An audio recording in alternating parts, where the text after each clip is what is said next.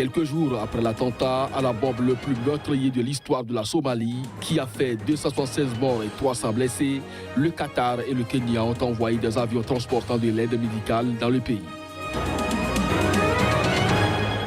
La République démocratique du Congo a été élue membre du Conseil des droits de l'homme des Nations Unies, mais plusieurs ONG de droits de l'homme du pays contestent cette élection.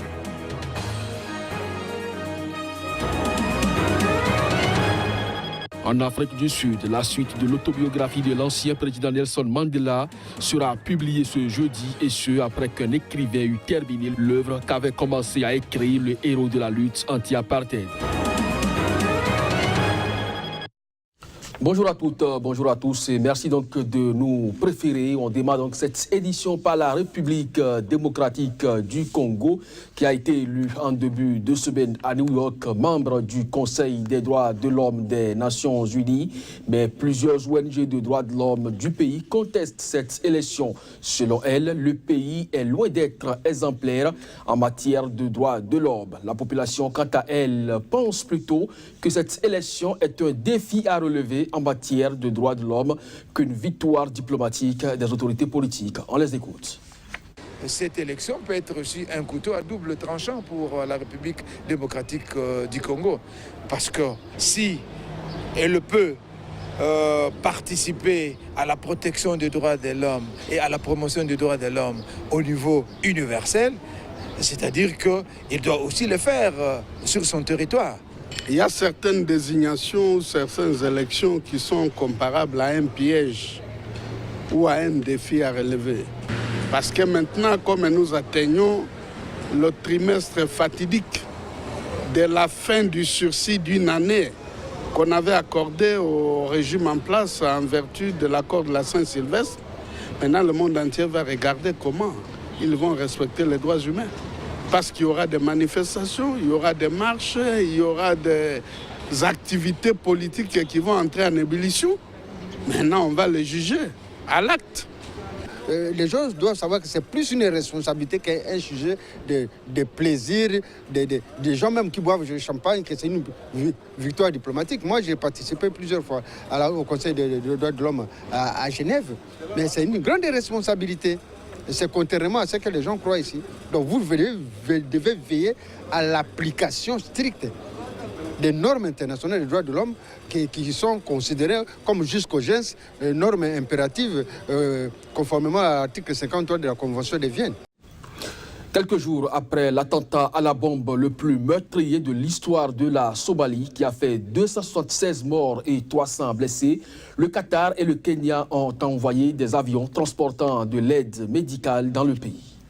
Les partenaires internationaux de la Somalie se sont mobilisés pour envoyer de l'aide médicale d'urgence et des médecins. Et ce, pendant que la diaspora somalienne donnait du sang afin d'aider le pays à mieux prendre en charge les blessés du tragique attentat de Mogadiscio qui a fait au moins 276 morts et 300 blessés lorsqu'un camion piégé a explosé au carrefour K5 dans le district de Odan, un quartier commerçant très animé de la capitale.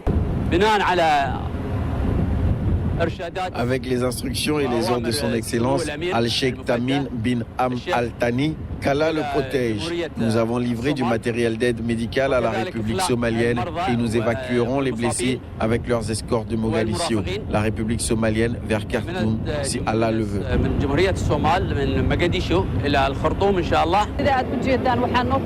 Comme vous pouvez le voir, l'ambassadeur nous a amené 2 avions transportant des fournitures médicales d'urgence et ils évacueront aussi des blessés qui étaient déjà à l'aéroport, si Allah le veut bien. Afin de faire la lumière sur cet attentat, le gouvernement somalien a demandé aux États-Unis de faire venir des experts. Nous avons demandé aux États-Unis de faire venir des experts pour nous aider à enquêter sur ce qui a causé l'explosion la plus meurtrière. Parce que c'est quelque chose qui dépasse nos capacités, que nous ne savons pas, et c'est quelque chose qui est loin d'être reconnu.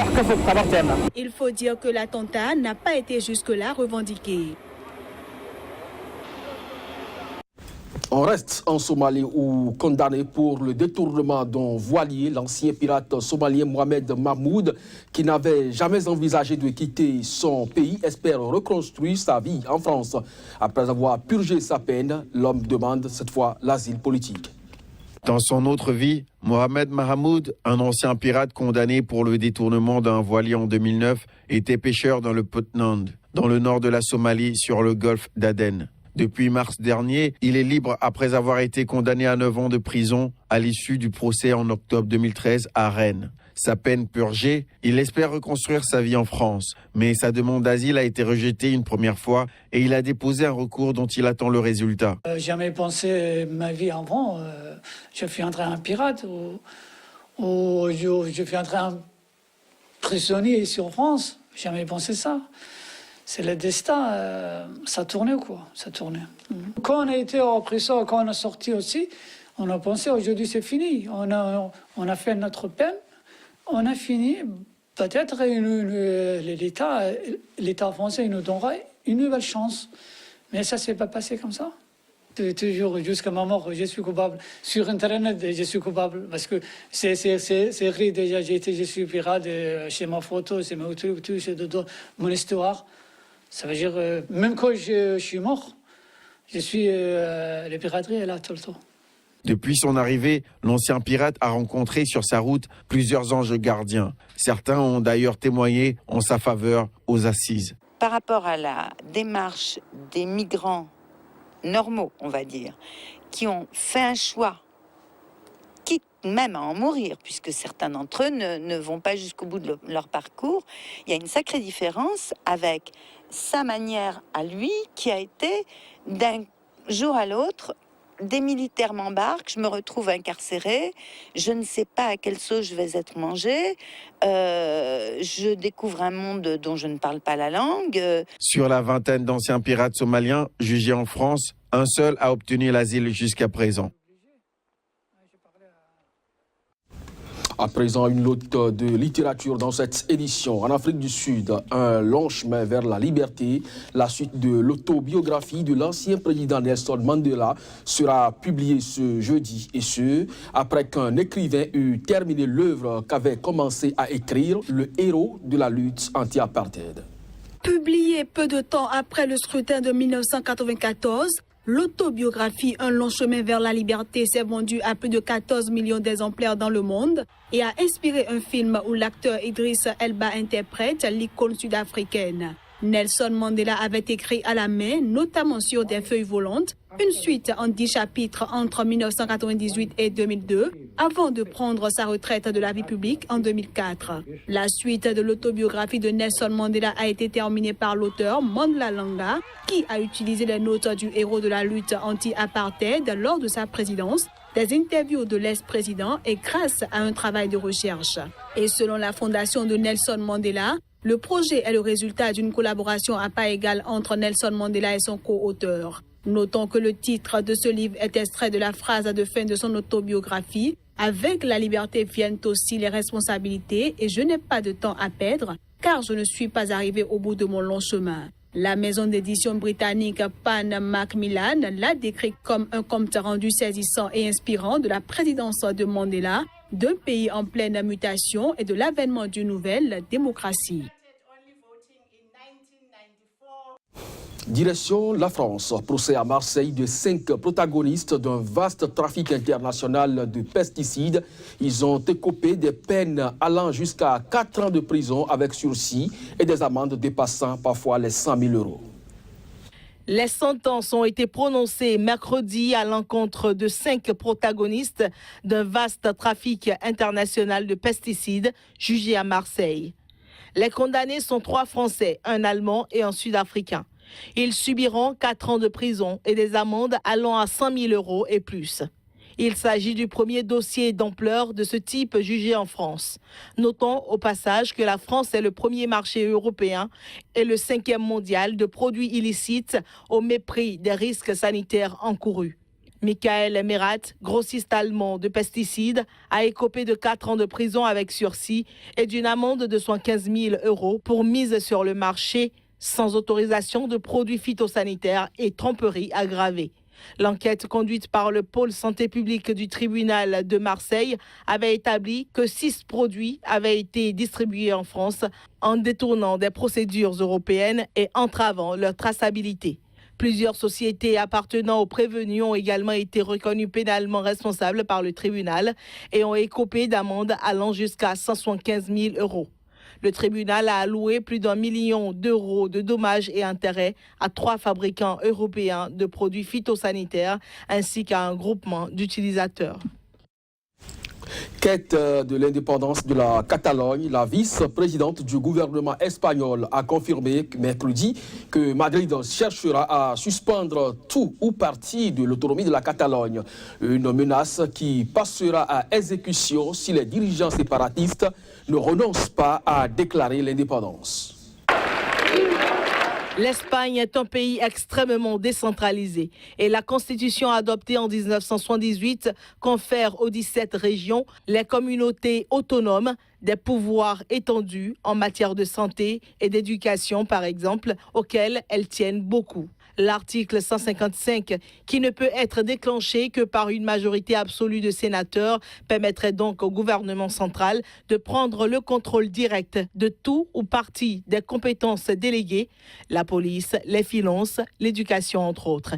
Si la demande du gouvernement au président séparatiste catalan, Carles Puigdemont, n'est pas satisfaite, la situation tournerait au vinaigre, ce qui provoquera l'application de l'article 155 de la Constitution qui permet de suspendre l'autonomie. Cette exigence est ferme et cette exigence, si elle n'est pas respectée maintenant, M. Puigdemont provoquera l'application de l'article 155. Et je crois que nous sommes d'accord avec les objectifs de ce précepte et qu'il faut, sans aucun doute, récupérer l'autonomie de la Catalogne. Deuxièmement, pour garantir les droits de tous les Catalans. Troisièmement, cela apportera du calme à tous les citoyens de Catalogne parce que ce qui est tolérable, c'est que les gens vivent tranquillement en Catalogne, simplement parce que M. Puigdemont les a placés dans cette situation. Jusque-là, le gouvernement avait laissé entendre que l'option de la suspension d'autonomie n'était pas la seule sur la table, envisageant d'autres scénarios, notamment parce que la mise en œuvre de l'article 155 est complexe. Madrid a donné un ultimatum jusqu'à ce jeudi au président séparatiste de Catalogne pour qu'il revienne à la légalité après son refus de dire clairement lundi s'il écartait une déclaration unilatérale d'indépendance. Aux États-Unis, Hillary Clinton a fermement condamné la guerre de mots qu'elle juge dangereuse et irréfléchie de Donald Trump avec la Corée du Nord. L'ancienne candidate à la Maison-Blanche a par ailleurs assuré que les récentes actions de l'administration Trump ne font qu'endommager la crédibilité de Washington. Avec le destin de millions dépendant d'une résolution diplomatique de la crise avec la Corée du Nord, il va sans dire que des menaces cavalières de commencer une guerre sont dangereuses et irréfléchies. Je suis inquiète des actions récentes de la nouvelle administration qui semblent élever les tensions. Nos alliés s'inquiètent désormais de la crédibilité et la fiabilité de l'Amérique. Et au fait, débuter des querelles avec Kim Jong ne le fait que sourire. Comme une querelle avec l'Europe ou l'OTAN fait sourire Poutine. It's like picking fights with the EU and NATO, which puts a smile on Putin's face. Je suis également très inquiète au sujet de la nouvelle administration qui vide le gouvernement de toute expertise. Il ne reste pas beaucoup d'experts de l'Asie au poste élevé du département d'État.